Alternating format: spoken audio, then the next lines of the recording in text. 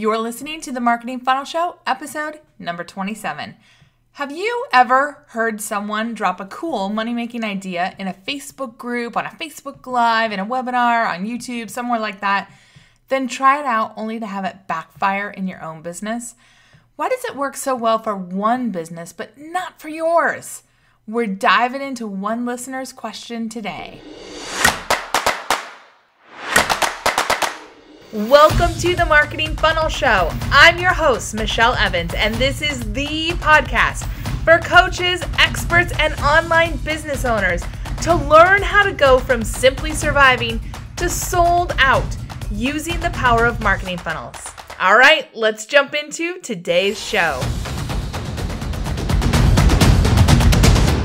Hey, welcome to today's show. I'm so glad you tuned in for another great episode of the Marketing Funnel Show. Okay, today I wanted to start by thanking so many of you for jumping into iTunes to leave me a rating and review.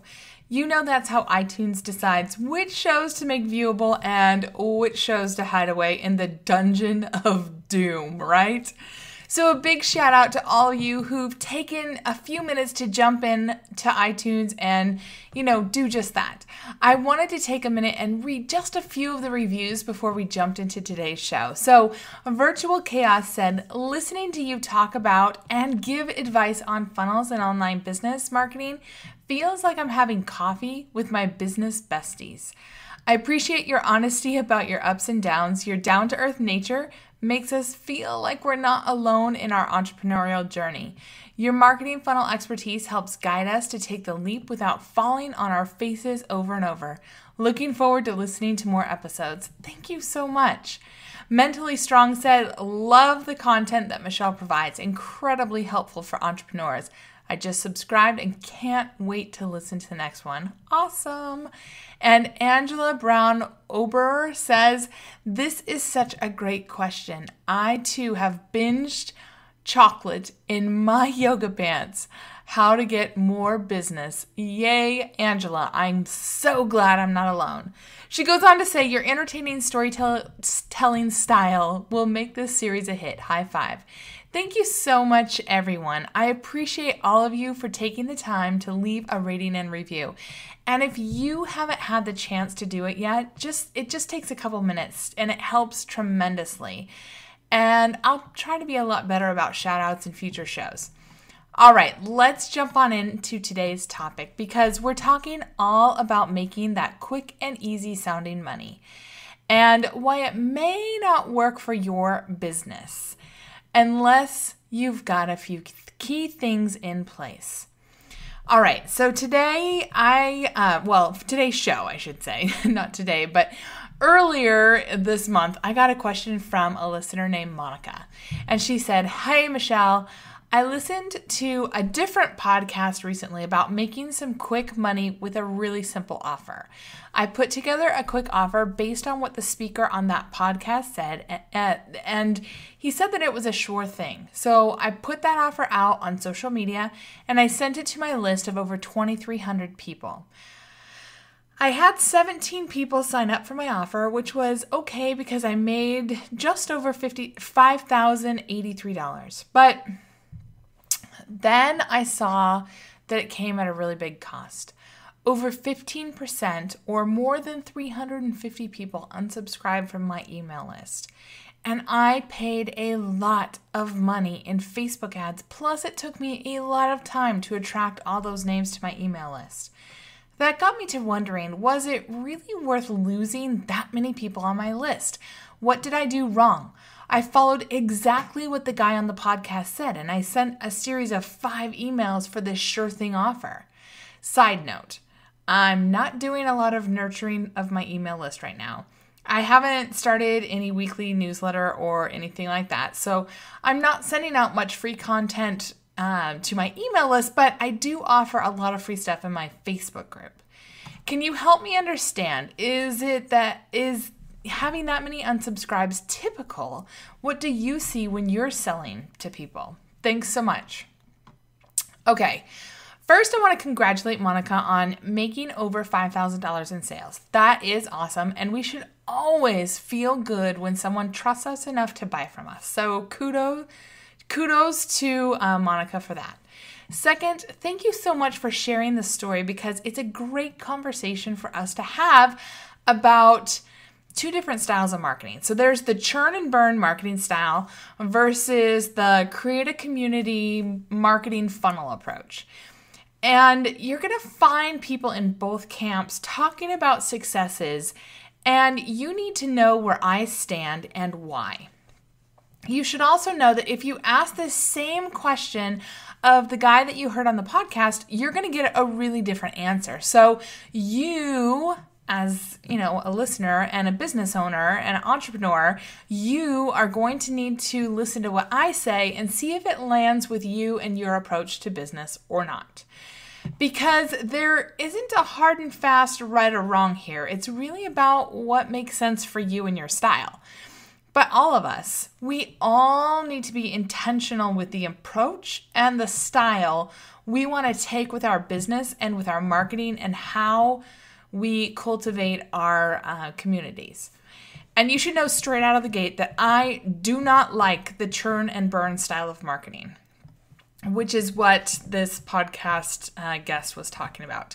Yes, it does work. But in my opinion, it only works for a short while. Then you have to go find new people because your audience, they get burned out. But also, it's not my style at all. So let me tell you briefly about what I call the churn and burn style of marketing. And here's how that style goes. You go out there and you gather as many names, as many prospects as you can. And then you turn around and you sell to them as often as possible. And I'd say that well-known companies like Groupon, Zulily, Gilt, these are classic examples of what I'd call churn and burn style of marketing. And these are fine companies. Like, there's nothing wrong with these companies. It's just not my style. And yes, there are a lot of people in the online marketing world who are absolutely churn and burn style. I'm just choosing not to name names right now. And yes, some of them are pretty darn successful. The model, it goes like this. You focus all your efforts on getting people to opt into your list, and then you sell. You sell your offers, you sell other people's offers, but basically your whole goal is to just add as many names as possible to your email list, and then you just sell. Their whole model is about constantly adding people to their list and constantly finding the latest, greatest, hottest, coolest, trendiest, whatever offers to entice people to buy now. And a lot of times it's on discounts or massive urgency because it's the latest, greatest, hottest thing. And it's just not my style. I don't like it. It doesn't fit with who I am. It's fast, it's high stakes, and to me, it feels like a gamble every day. And you know what? I actually had a front row seat to that business years ago when I worked at a .com startup. They did some seriously shady stuff before I got there. And when I got there to head up marketing, I had my eyes open to some seriously shady 2005, 2006 kind of marketing stuff. And I put a stop to that shady business because I was not going to be associated with that. And we started to do some pretty cool stuff that I would say was some early days marketing funnels, back in really early 2006. And we didn't even call it marketing funnels back then. I was just I am not going to do this shady stuff that you guys were doing. And suddenly, by switching from the churn and burn style to the more nurturing style, which I would categorize as marketing funnels, suddenly we didn't have to add as many new prospects every day because we weren't losing as many people on the backside. So in the churn and burn style of marketing, what I found, and what I'm sure a lot of people find is just what Monica found, is that you're going to jam people in the front door, but your back door is open too, and you're losing people almost as fast as you're bringing them in. So it's just this, I don't know, almost feels like this sinking ship. You're trying to bring people in as fast as you can because on the backside, they're running out the back door, right? And I was just like, okay, time out. We've got to stop this craziness. And, like at the .com I was at way back in 2005, 2006, some of the shady stuff they were doing were stuff like buying email lists and just like spamming the heck out of those email lists. Like, that is not a good practice. I never, ever, ever recommend that anybody do that. It's actually pretty illegal to do that now, so I would never, never recommend doing that now. But even back then, before it was, quote unquote illegal, I just had this gut feel like that is not how you build relationships with potential clients. You don't buy their email list and just start spamming them with stuff, right? It didn't feel right to me. And so I started doing, what I would call now marketing funnels. Back then, I just was calling them campaigns. And suddenly, by doing these things, we didn't need to add as many new prospects each day, because suddenly our sales team was able to close a lot more sales. And suddenly we had people that were proactively coming to us and signing up because they were interested in what we were doing. Suddenly we had something that was actually interesting to our target audience. And my results from the marketing side were much, much better than what the churn and burn style had been. And my sales team loved me because, they were like, oh my gosh, these people actually want to talk to us. They're ponying up money and they're buying, and this is awesome. And that was when I really got to see firsthand the two styles at work. And since then, I've never, ever been a fan of the churn and burn style, but I've seen people who've built businesses like that. And you should just know that, from my own personal perspective, I guess, I could never build a business like that just because it doesn't suit me. And it's not that I don't like making sales. I definitely do. I'm all about making sales. I mean, you don't have a business if you don't make sales. But I want to make sales at the right time. I want to make sales to the right people, and I want to make sales that are a win-win for both sides. And I want to make sales after I've created rapport, delivered value, and warmed my audience up so they know why they need to buy what I'm selling. This is a much more disciplined approach to marketing your business and building a business. That's why I have such a focus on marketing funnels, and really why I'm so intentional about warming people up, because it makes a huge, huge difference when you get to the sales part. You're not having to force the conversation. The conversation is really natural.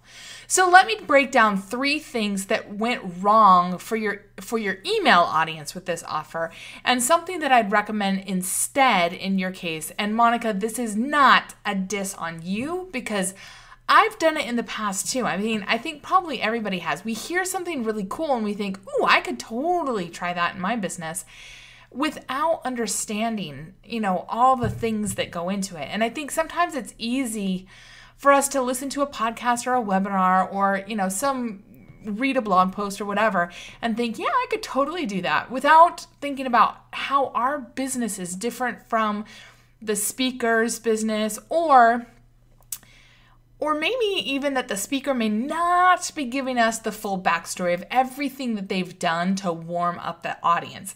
And the speaker may not even be purposely trying to hide stuff. They may just not be thinking about how much work they did to lay the groundwork to get their audience ready too. So in any case, here are the 3 things that went wrong. So number 1 is that you really needed to give your email list some free love. So you were doing a good job with your Facebook group, but your email list, they were kind of hanging out there in the cold, right?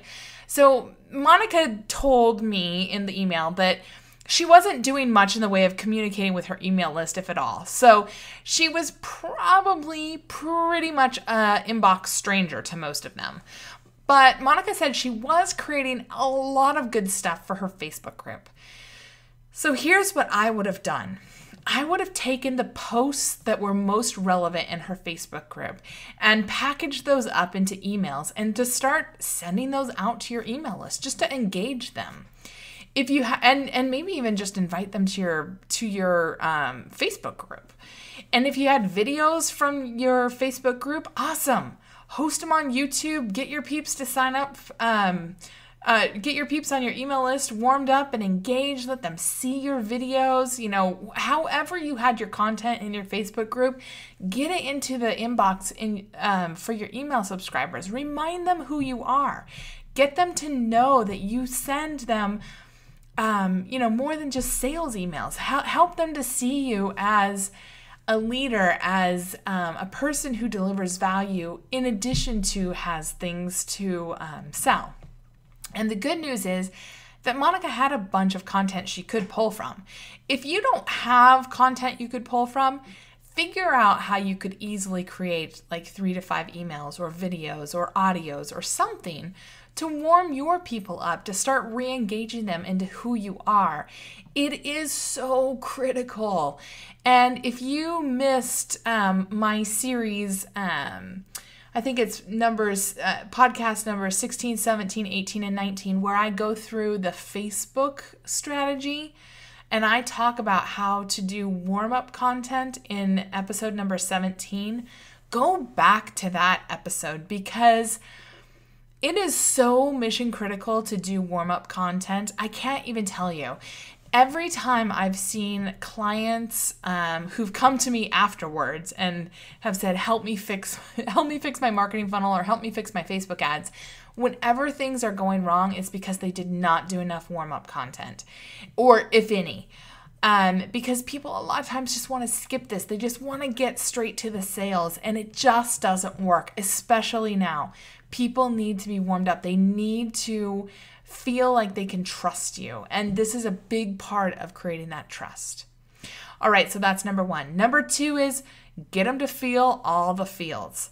So step number 2 is about a fancy term called availability bias, or as I often call it, the jackpot syndrome. So ask yourself or think to yourself, have you ever been tempted, even for the teeniest of seconds, to buy a lottery ticket? I mean, you've probably heard the lottery stories, right? Some guy on his way home from work, a thankless job that he's been at for like 25 years, stops by the gas station, 30 minutes before the lottery is taken, and he sees that it's, $500 million jackpot, and he decides to plunk down $5. And, miracle of miracles, he wins, and he is set for life. I mean, we have all heard these stories, right? You know why? We love these stories. They give us hope. They give us the feels. They tell us that someone like us has won, and maybe we can too. And for the teeniest of moments, we dream a little dream of what if.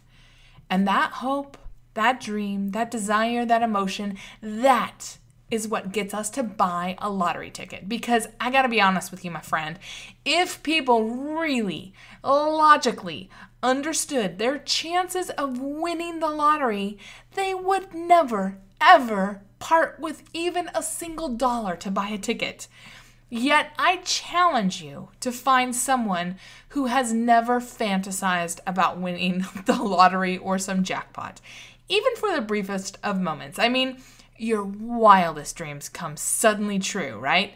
The house, the cars, travel, whatever. Heck, if you won the $500 million jackpot, you could buy a whole fleet of airplanes and, private pilots and, whatever you wanted, right? And we hook our emotional responses and our decision-making on those possibilities. Because in reality, the odds of choosing 6 numbers from 49 possibilities are astronomically teensy tiny, like 1 in almost 14 million. I mean, the odds of being struck by lightning are 1 in 3,000. So you have a better chance of getting hit by lightning by 5 or 6 times on your way to buy a lottery ticket than you do of actually picking the winning lottery numbers. And you know what? That is why you see tantalizing, hooky headlines for state lotteries like the Oregon lottery. They say it does good things. The Illinois lottery, anything's possible. The New Jersey lottery says, give your dreams a chance. The California lottery, imagine what a buck could do. The Kentucky lottery, somebody's got to win, might as well be you. Okay, these are super hooky. They're hooking into your feels, right?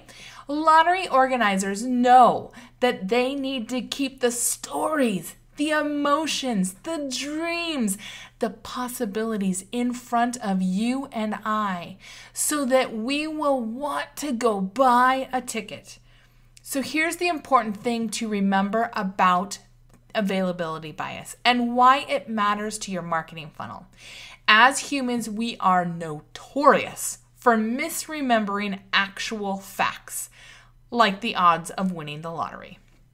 But we love to hear, we love to read, we love to repeat and embellish stories, and then take action on those stories that tap into our feels, our emotions, the possibilities, the what ifs. So, in your marketing, take advantage of this. It's human nature. When you think about availability bias, or if it's easier, what I like to call the jackpot syndrome, help your audience remember stories. Help them remember emotions. Help them remember big events that impacted them. Now, you're not selling lottery tickets. So you've got to get them into the stories, in the emotions that are about what you are selling. So before ever asking someone to buy something from you, get them to tap into a vivid memory, a vivid emotion, a time in the past when they, or maybe someone they knew, truly could have used your product or service to avoid a pain in their life, to gain some. I mean, people will do a lot to avoid a pain. They will do some to for a dream, but they will do a lot to avoid a pain, or a lot to avoid losing out on something, right? Get them to think about how your product, your program, your service would have saved them time, money, headache, effort, you name it. Get them into the feeling of how buying now will save them from that situation in the future. Use this idea of the jackpot syndrome in your warm-up content with your email audience, even with your social media audience. I mean, let's just be honest. Your audience is your audience, and you are going to be amazed at the results. It is so mission critical to do this. I cannot overemphasize and put a bow on this enough. This is really critical to your marketing funnel. And honestly, in Build Your Funnel Bootcamp, this is why I put together the Funnel Persuasion Playbook, is because understanding this about your audience, understanding how to get into their brains and do this is so important. All right, so that's number 2. So number 3 is you've got to hook them. And when we get into step number 3, you've got to hook them with curiosity. You've got to tap into that curiosity. You've got to get them to pay attention. And then once you have hooked them, you've got to reverse their risk with a rock solid guarantee. Remember, for Monica, these people, for the most part, didn't know her. So they didn't really trust her.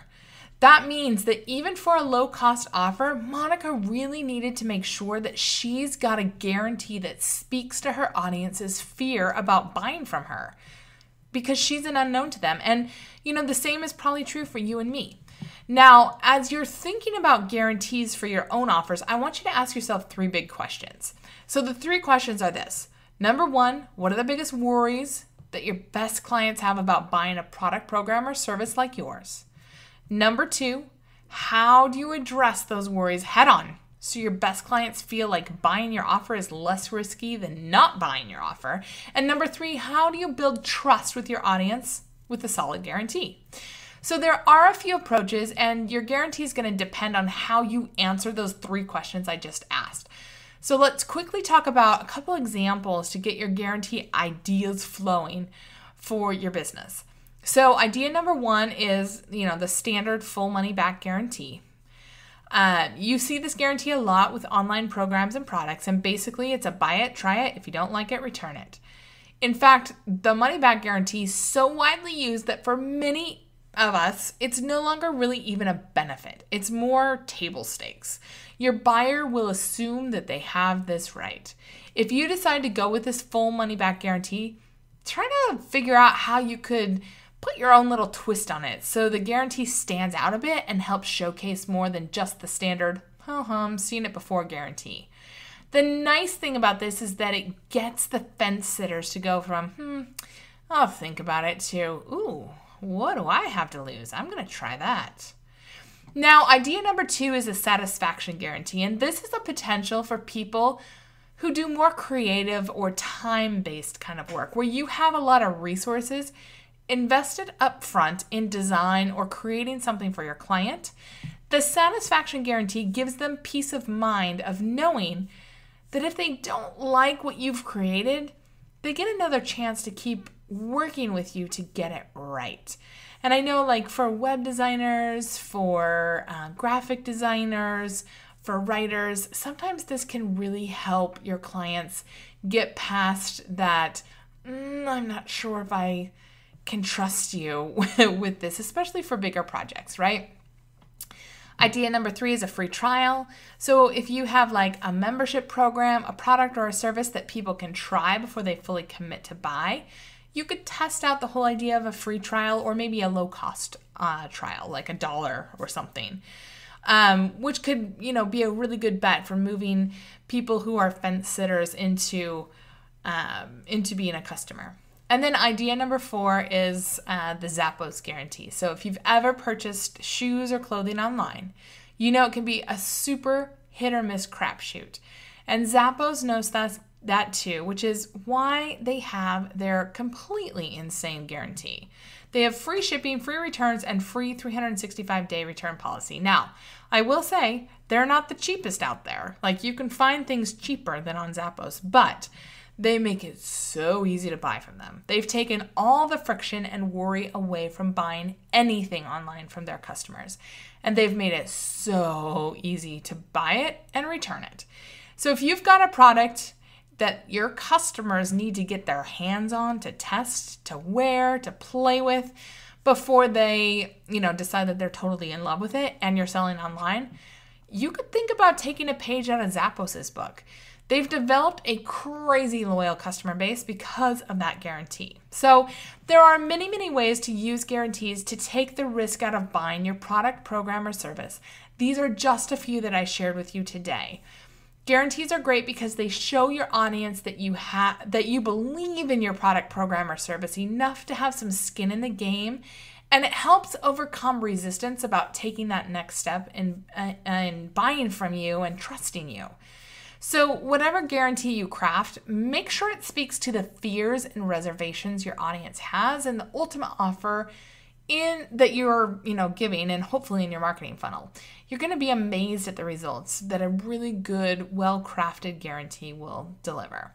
Now, I'm not saying you won't get any unsubscribes when you follow these 3 steps, but Monica and anyone else listening about thinking about selling to your audience for the first time, when you take this approach that we talked about today, it's a lot different than just kind of throwing out 5 sales emails at your cold list and then hoping that people buy.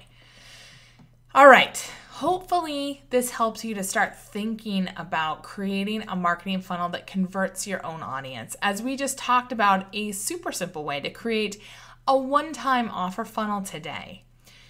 So if you want to create a more sustainable marketing funnel for your business that could bring sales in each week, I've created a totally free and easy quiz to help you figure that out. Head on over to today's show notes at themarketingfunnelshow.com/27, and in less than 5 minutes, you will know exactly which funnel is right for you. All right. Now stick with me next week because I have a super special guest that's going to be on, and you are not going to want to miss this interview. It is so, so good. All right, I'll see you then.